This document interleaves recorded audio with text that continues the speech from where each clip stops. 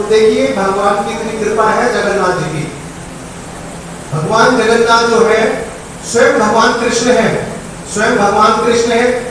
सुभद्रा उनकी बहन है और बलभद्र जो है उनके बड़े भ्राताश्री हैं। माता रोहिणी भगवान कृष्ण की रानियों को कथा सुना रही थी भगवान के बारे में, भगवान की लीलाओं को सुना रही थी। तो सुभद्रा जी को उन्होंने कहा कि आप ना दरवाजे पर जाके खड़े हो जाओ, जिससे कि कृष्ण और बलराम अंदर ना आ जाए। लज्जावश उन्होंने कहा कि सुभद्रा जी जो है दरवाजे पे खड़ी हो गई और रोहिणी माता भगवान कृष्ण की रानियों को भगवान की बाल्यकाल की लीलाएं सुना रहे थे। भगवान इतने गर्वित हो गए कि अपने उस भाव से भावावेश से उनके हाथ पैर सिकुड़ गए, उनके हाथ छोटे हो गए, गर्दन छोटी हो गई, भगवान बाल्यावस्था में आ गए। उसी समय स्वर्ग से देवराज आ रहे थे, उनको तो मौका नहीं मिला, मगर नारद जी ने देख लिया भगवान को और नारद जी ने वही भगवान जगन्नाथ की स्तुति की और भगवान से कहा कि प्रभु कि इस जो आपका दिव्य रूप है इसके दर्शन कलयुग में लोगों को कैसे मिलेंगे।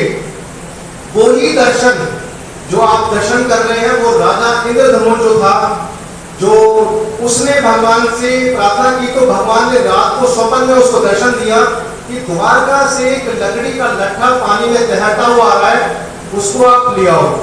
तो सैनिक गए उस लट्ठे को उठाने के लिए, मगर उसको 20-50 लोग भी नहीं उठा पाए और एक भगवान का भक्त था, उसने उसको कंधे पर उठा के राजमहल में ले आया।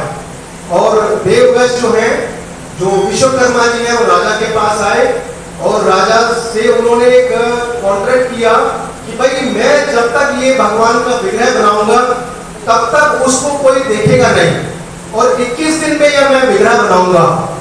अगर मेरे को कोई अगर मुझे देख लेगा तो मैं इसके बाद यहाँ पे नहीं रुकूंगा।